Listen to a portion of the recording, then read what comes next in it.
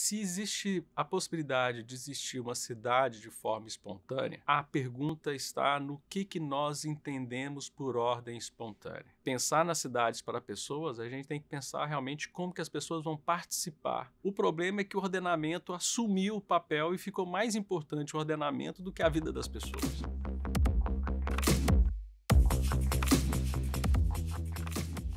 Afinal das contas, quem que vai construir as estradas se não existe governo? De fato, essa é a pergunta que todo mundo quer saber. Essa pergunta mostra o tanto que foi construído na nossa mente, o tanto que nós dependemos do Estado, de acreditarmos que sem o Estado nós não teríamos nada. E é interessante porque, de fato, o Estado não constrói nem estrada nem rua. Ele precisa contratar uma empresa para assim fazer. A verdade é que nós vamos fazer com as empresas que o Estado contrata, ou seja, vamos perder um intermediário. E é perigoso as ruas e as estradas serem entregues com melhor qualidade, de repente até com uma eficiência que o mercado entrega todos os outros produtos que você recebe na sua casa. Porque se o Estado fosse tão eficiente assim, por que não é o Estado que está entregando a sua comida no delivery, não está fazendo as comidas dos restaurantes? Claro, as questões de renda é que vai determinar algumas questões, mas por que não pensar da mesma forma para as estradas e para as ruas que são tão essenciais quanto os alimentos?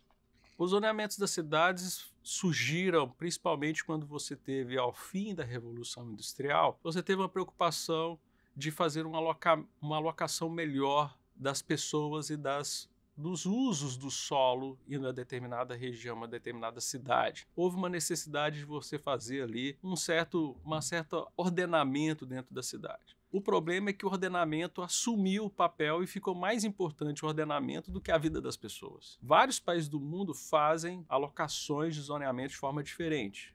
Então a Inglaterra faz de um jeito, o Brasil faz de outro jeito, os Estados Unidos faz de outro jeito. Então o que é mais importante é entender que os zoneamentos que trabalham com menos intervenções funcionam melhores. Então nós temos muitos problemas relacionados aos zoneamentos, porque o objetivo final foi criar as zonas e não como que as pessoas vão viver dentro dessas zonas. Esse é o maior problema que eu vejo da questão do zoneamento. A pergunta sobre essa questão dos espaços abertos serem promovidos pelo mercado é justamente porque não existe uma oferta desse espaço para que o mercado possa aproveitar ele. A regulação urbana interfere tanto na vida das pessoas que nós temos, além do problema dos espaços abertos não serem aproveitados pelo privado, sendo que até mesmo a nossa própria propriedade privada não é aproveitada, porque o Estado determina qual que tem que ser o recuo, como tem que ser o tipo da casa, que tipo de atividade que pode ter ali. Então, a regulação urbana que a gente tem não só impede que o mercado explore algo que tem um potencial muito grande para ser explorado pelo Estado,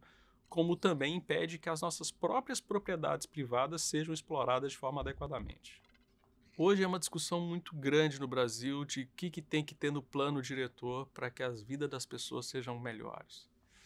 A minha pergunta é, por que a gente precisa de planos diretores para a vida das pessoas serem melhores? Se a gente está criticando aqui o excesso de planejamento, não no sentido de organizar a cidade, mas de ficar criando regras para as pessoas, regras criadas muitas vezes por um burocrata atrás de uma mesa que não sabe exatamente se uma escola numa quadra A vai ser melhor do que a escola na quadra B. Então esse é o maior pecado que eu vejo da existência de planos diretores. E quando a gente fala em plano diretor, a gente está justamente esquecendo da individualidade das pessoas, da importância, a gente está desincentivando a participação popular para se pensar cidades. Porque a gente chega para a cidade e fala o seguinte, está aqui o plano diretor, a gente só vai poder mudar ele daqui 10 anos, a gente pode fazer uma revisão daqui 5 anos, mas é isso daí, se virem com o que nós estamos oferecendo para vocês. Porque a essência da formação de um plano diretor é justamente extinguir a possibilidade de pessoas conviverem dentro da cidade, pensarem a cidade que querem viver. Pensar nas cidades para pessoas, a gente tem que pensar realmente como que as pessoas vão participar. Fazer algumas audiências públicas ali, fazer aquele faz de conta,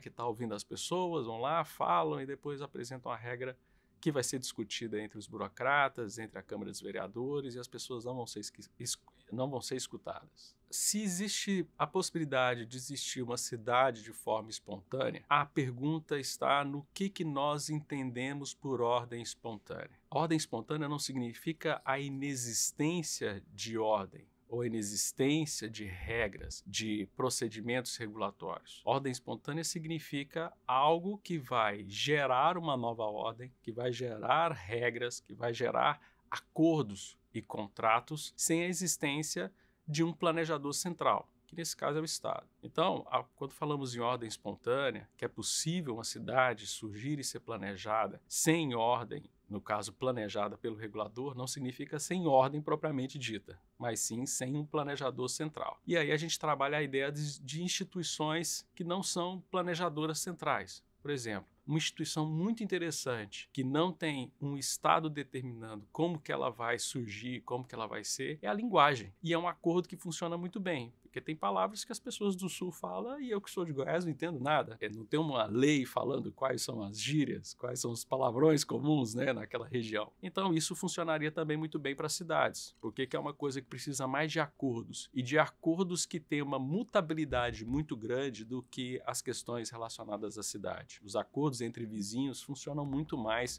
do que lei da prefeitura.